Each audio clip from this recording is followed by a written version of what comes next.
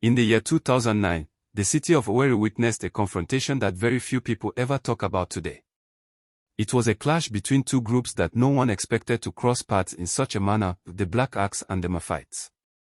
Normally, whenever people in Owerri heard about the Black Axe, the first name that came to mind as their rivals was the Supreme Vikings. For years, those two were believed to be the main forces constantly running into each other. That is why this particular incident with the Maphites was so shocking and unusual. It was something nobody saw coming, not even the Black Axe themselves. The year had already been a tense one. Within the Black Axe group at Imo State University, there were whispers of division. They were experiencing a serious internal struggle, one that shook their foundation from within.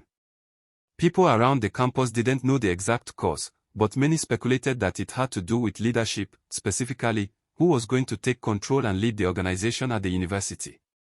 These rumors spread quietly among students, but no one could confirm the full truth. Still, the tension was visible. Coincidentally, at that very same period, the Maphites at Imo State University were also going through a crisis of their own. Just like the Black Axe, they were not united. Their members were caught up in disagreements and disputes that left them vulnerable and unsettled. It was as if fate had aligned both groups on the same troubled path at the same time. What followed would later be remembered as a rare and unexpected clash, one that would leave a mark on those who witnessed it. Unlike the regular stories of rivalry that often spread widely, this particular encounter stayed hidden in the shadows. Few people outside the circle even knew it happened. But for those who were close enough to see or hear the events unfold in Owerri in 2009, it was unforgettable. On a certain day in 2009, the Maphite confraternity decided to address the issues troubling their group. Their leaders called for a meeting far away from public eyes, deep inside a bushy area where they could talk freely. The gathering was tense. Words were exchanged, tempers flared, and some members were reprimanded for their conduct. In the end, the leader of the Maphites, together with his executive members, left the place once the meeting was over. But not everyone was allowed to leave. A few members who had been corrected and punished during the meeting were instructed to remain behind. These young men were left exhausted and drained, both physically and mentally, from the ordeal they had just gone through. As fate would have it, another confraternity, the Black Axe, was holding their own meeting not too far from the same bush, just close to the entrance. Unlike the Maphites, their gathering spiraled out of control. What began as a meeting quickly turned into a heated dispute among themselves.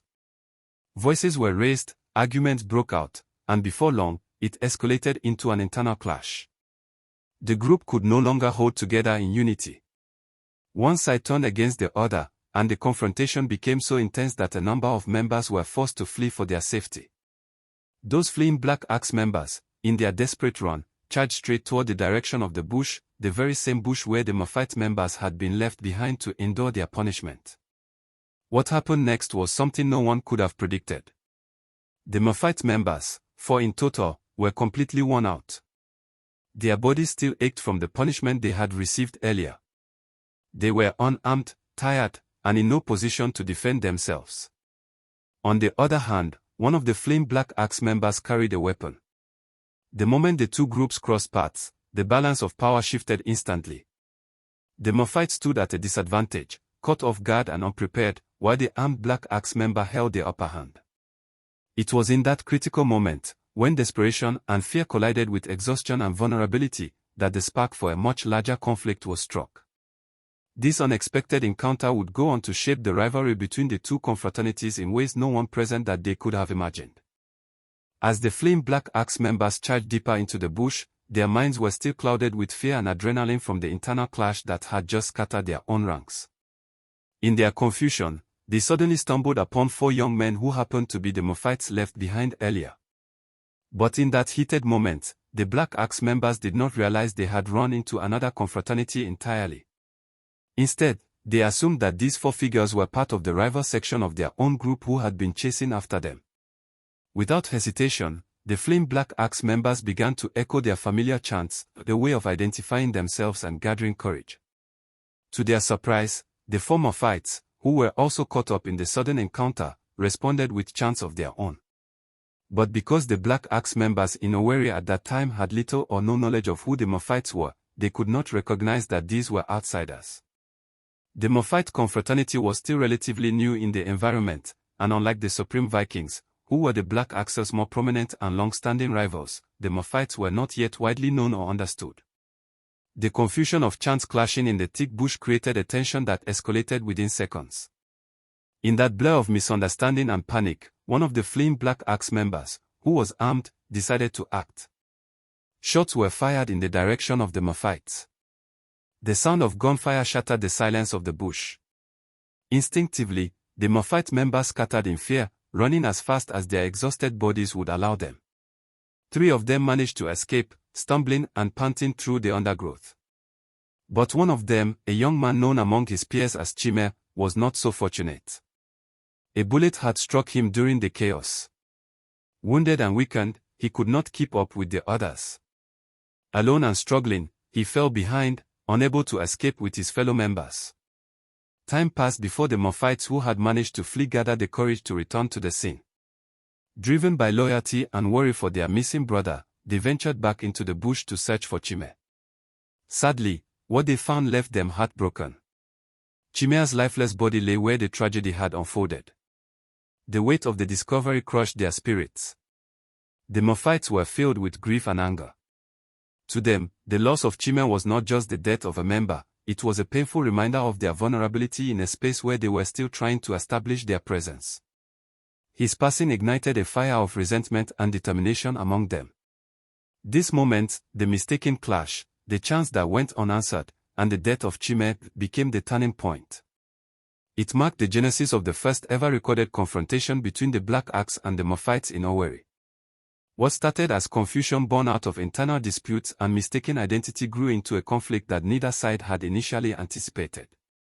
And from that day, a new rivalry was etched into the history of confraternity struggles in the city. In the days following the death of Chime, emotions ran high within the Maphite confraternity in Owerri. The loss of one of their own left the group not only heartbroken but also determined to respond. A meeting was quickly convened, and during this gathering, their members resolved that they could not let the incident go unanswered. Voices rose with passion, and a vow was made they would retaliate against the Black Axe for what had happened. They promised among themselves that their response would be decisive and aggressive. From that moment, the Maphites began planning their next move. Their main target was not just any member of the Black Axe, but the very leader of the group at Imo State University. To them, striking at the head would send the strongest message. But there was a problem. At that particular time, the Black Axe itself was battling an internal crisis. Disputes about leadership and authority meant that no single person was clearly recognized as the overall head. This uncertainty frustrated the Maphites. Days passed, yet they could not map out exactly who to target as the leader. Eventually, their patience ran out. Rather than wait any longer, the Maphites decided to take matters into their own hands. They stormed the streets of Owerri, hunting for any well-known Black Axe member they could find. It was during this search that they crossed paths with a man whose name carried weight on the streets, a notorious Black Axe member called Machine. Machine was not an ordinary member. Among locals, his reputation was already larger than life. He was feared, respected, and often spoken about in hushed tones. Many believed he was the number 4 man in the Black Axe hierarchy, a position referred to as the chief butcher. The rumors surrounding him only made him a bigger target in the eyes of the Maphites. On that fateful day, Machine happened to be standing in the street with another Black Axe member close by. Both men were taken down in the sudden onslaught. News of the attack spread quickly, and the Black Axe fraternity was thrown into confusion. At first, they had no idea why the Maphites would come after them. Their long-standing rivals had always been the Supreme Vikings, so naturally, suspicion initially fell in that direction. But as information began to surface, they realized that the strike had indeed come from the Maphites. The group that had once been unknown to them both was now making its presence felt in the most violent way possible. In retaliation, a Black Axe hit squad stormed the streets of Owerri, determined to track down Maphite members and even the score. But there was another challenge. Unlike the Vikings, who were well known and visible, the Maphites were still relatively new in the area, and very few people knew who belonged to them. Their identities were concealed, and this made it impossible for the Black Axe Squad to find anyone to confront directly. Amid the chaos, rumors began to circulate across Owerri. Some claimed that 2 more Black Axe members had been taken down during the period of tension. However, no clear evidence supported this claim. Many dismissed it as propaganda, a tactic meant to heighten fear and intensify the already growing tension in the city. For the residents of Owerri, these events created a climate of uncertainty. Fear gripped the streets, and conversations in the neighborhood were dominated by whispers of who might be targeted next. What had started with a misunderstanding in a bush had now grown into an all-out rivalry that drew innocent people into a wave of anxiety and dread. And yet, when history looks back on this chapter, one truth becomes clear: no good ever came out of such conflicts.